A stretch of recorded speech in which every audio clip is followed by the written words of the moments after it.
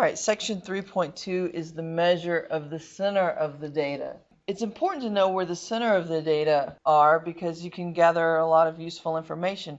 When I give a test, I want to know not only what did each individual student make, but I want to know what is the class average. I use that to kind of gauge how good of a job I'm doing as an instructor. Are y'all understanding it?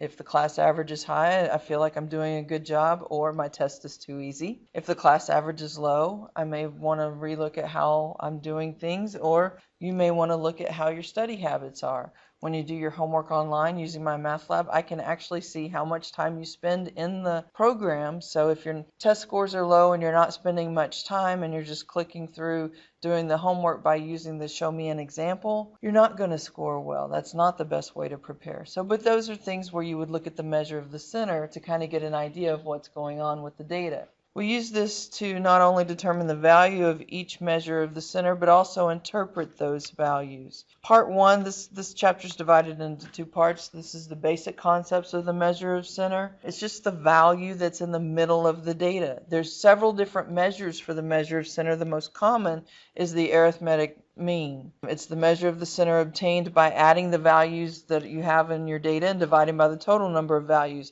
This is the mean that you're the average that you're accustomed to. You are going to learn some new notation here. This symbol right here is a capital Greek letter sigma. It denotes that we take the sum of a set of values. We're going to start getting formulas with these symbols in it, so you need to become familiar with it. Yes, this course is Greek. A lot of it is. We use the Greek alphabet. Here, a lowercase x is the variable used usually to represent an individual set of data. If you see an uppercase X, that's a random variable that denotes not just an individual data set, but all of the data. A lowercase n represents the number of data values in a sample. An uppercase N represents the number of data values in a population. That means that this is a statistic and this is a parameter. Sample statistics, population parameters. X bar is our average, and it's the mean for a set of values. So how we calculate the average is we add up all of our individual data values and divide by the number of items in the sample. So if your grade in here just depends on 4 tests, and you make a 90 because the first test is easy, an 80 because it gets harder, 70 because it's getting harder still, and an 80 because you decided to study. We'd add all those scores up and we would get 320, and we would divide that by 4. So your class average here would be an 80. That's an average. Another word for average is mean. That's what we're going to call it in this class. The advantages of the mean is that the sample means drawn from the sample population tend to vary less than other measures of the center. So that means that it's going to be an unbiased estimator. And it takes every data value into account because we're adding together every data value. There's not some things left out. One of the disadvantages to using the mean to measure the center of the data is that it's sensitive to outliers. One extreme value can really throw the data off. Let's look at an example. Table 3.1 includes counts of chocolate chips and different cookies. This is table 3.1 in your book. It says find the mean of the first 5 counts for Chips Ahoy regular cookies. We have 22 chips, 22 chips, 26 chips, 24 chips, and 23 chips. How would we find the mean there? And divide by? That's it. Doesn't get any harder than that.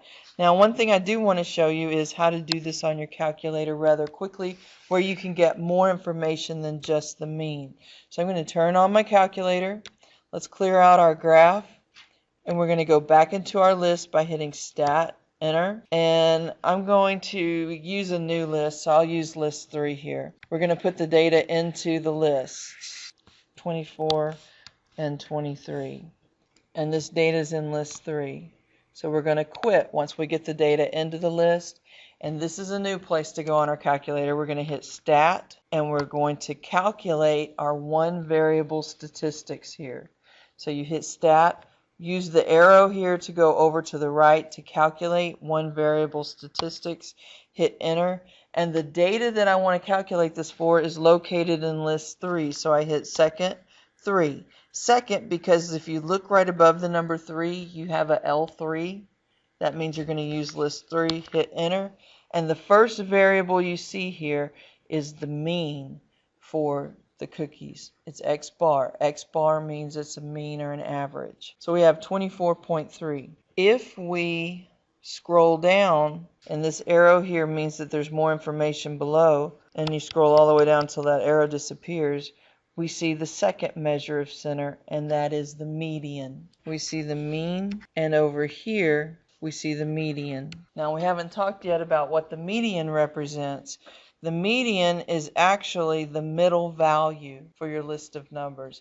In order to find the middle value by hand, you first have to arrange your data in order from smallest to largest. If you have an odd number of data, it's going to be the data value in the middle. If you have an even number of data, then it's not going to be the number in the middle, it'll be the average of the two middle numbers. So here's an example. Here's our first list of data, starting with 5.4. Tell me what ordered, or how do I write the numbers down in order from smallest to largest? There's two of these 1.10s, right? All right, I got them both, and then 5.4. So if this is our list of data, there's 1, 2, 3, 4, 5, 6, 7 pieces of data. The middle value is going to be 0.73 because there's 3 pieces of data to the left, 3 pieces of data to the right. The 0.73 is the number in the middle. That would be our median. That's when you have an odd number of pieces of data. Let's see what happens when you have an even number of pieces of data. What they did here was they took out one of the numbers. So we start with 0.42, 0.48, 0.66 is gone. We have 0.73, 1.1, 1.1, and 5.4. So that takes care of all of the data. And now we have a total of 1, 2, 3, 4, 5, 6. And halfway in between, there's no number. So what we do is we take the average of these two numbers right here in the middle, the ones right to the left and the one to the right of the very middle of the list of data, and we average those numbers together. So we grab our calculator, and I'm going to average, go to our home screen. I am on the home screen. Let's clear it out. We take 0.73 plus 1.1, and that gives us 1.83, and now when we divide that by 2, we're going to get 0.915. So 0.915 would now be the median for this list of data. Well, why would you want to know, if they both measure the middle of the data, why would you want to know one over the other? Well, here's an example of why you might want to know both the mean and the median. First of all, let's talk about a small company that's starting up. The guy who started the company is drawing the largest salary because he's put in those 90-hour work weeks, burning the midnight oil. It's his baby. It was his idea. He did all the work. He's making a total of $175,000 a year. About 3 years ago, he hired somebody to come in and help him. That person is making, I don't know, let's say $43,000. About a year ago, he hired a second assistant. Well, that second person can't make as much as the person that's been there longer, right? So let's say that that person's making about $40,000. And then this guy hires a kid to help clean up around the shop after hours, after school. He's 16. He just needs gas money. He's not really on salary. He comes in every now and then, and he's making about $10,000 a year, which isn't bad money for a weekend after school job. Well, let's put these numbers into our calculator, and I want to find both the mean and the median for these salaries. So we're going to go to Stat, and I'm going to go on to list 4 because I could clear out a list and put the data in, but I'm just going to go on to list 4. So let's put in our 175,000, our 43,000, our 40,000 employee, and our 10,000 employee. So we've got these salaries in the calculator, and what do I do next to find the mean and the median? No, I've got the numbers in the list. I want to use the calculator. I quit the program, hit second quit. When you're in that stat program, it's like being inside of an app on your phone, and you've got to get out of it and go back to the home screen to make a phone call. You know how that works? Well, we've got to go back to the home screen to do some calculating. So I'm going to clear my home screen just so I have a clean screen to look at. And then we hit stat. We want to go back into that stat program, but now we're not putting data in, so edit is not what I need. I actually want to do some calculations. Do you remember what calculations we wanted to do? The very first one. We want the one variable statistics. I haven't shown you any other calculations, so for now that's what you want to do. Do you remember what list we used in our calculator? 4. This one was 4. 3 was the chocolate chip cookie. So we're going to calculate the one variable statistics using the data in list 4. Hit enter. So what's the average salary at this company? Looking at the output here, what is the average salary at this company that has 4 employees? $67,000. Is anybody at that company making $67,000? Nope. Let's scroll down. Scroll down. What is the median salary? $41,500.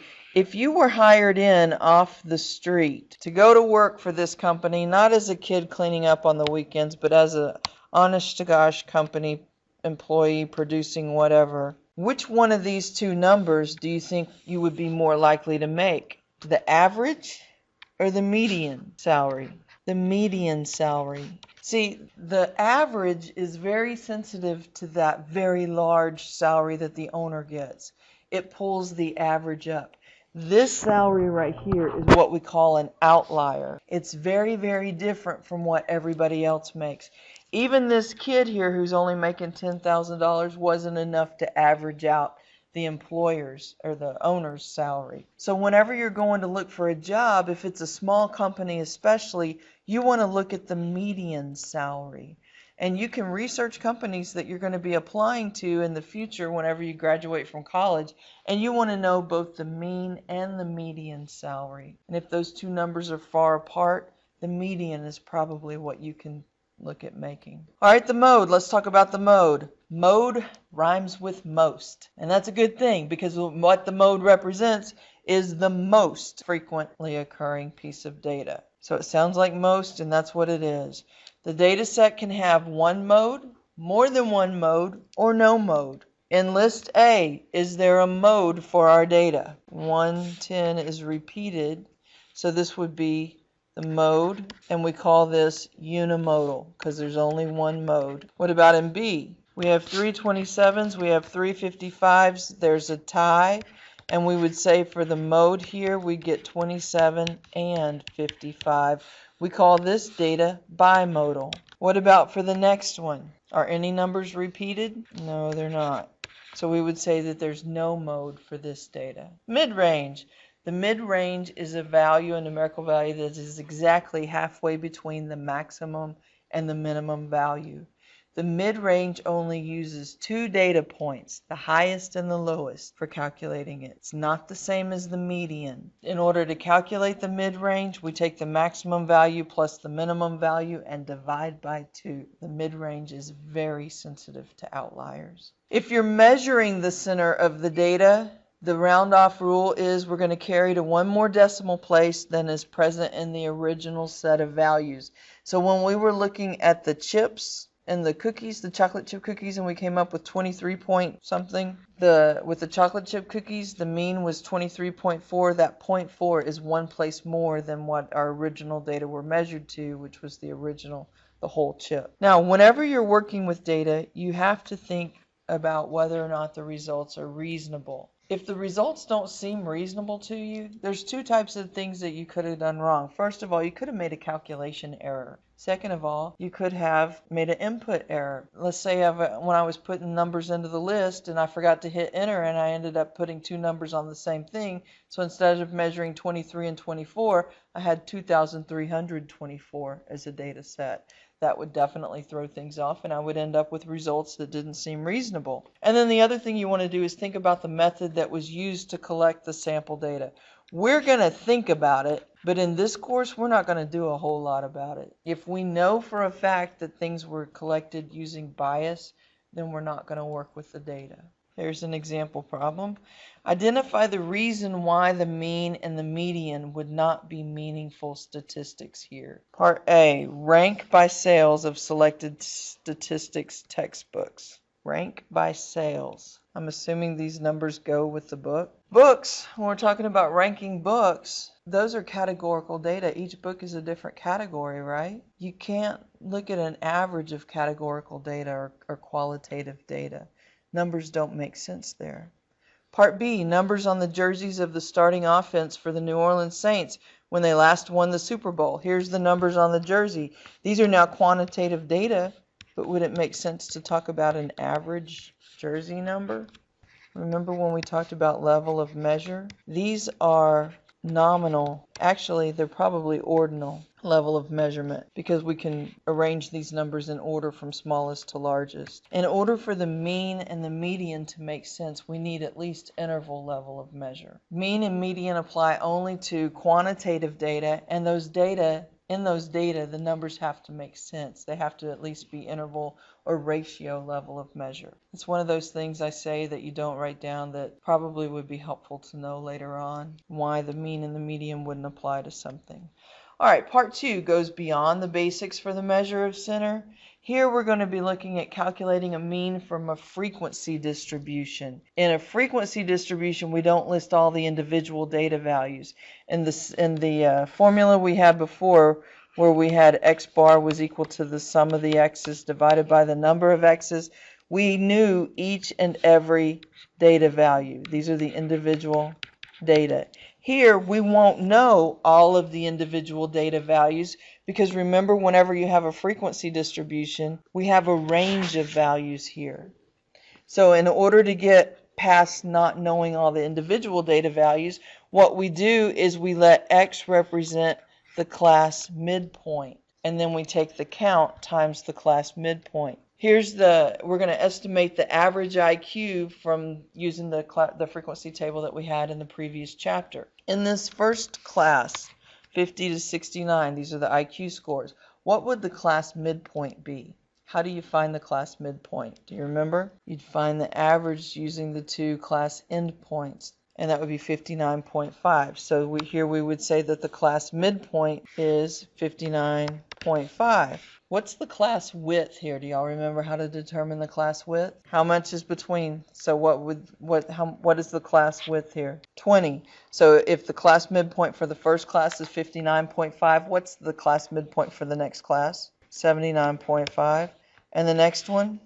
And the next one? And the next one? Okay. We're going to go back to our calculators. Wrong screen here. And we're going to go into our stat program because this can be done more efficiently using a list of data values. We're going to go into list 1. Highlight the name of the list. Everybody can do this because you got stuff in your list. We're going to clear it out. Hit clear and then enter. Go over to list 2. Do the same thing. Let's clear out the data that are in there.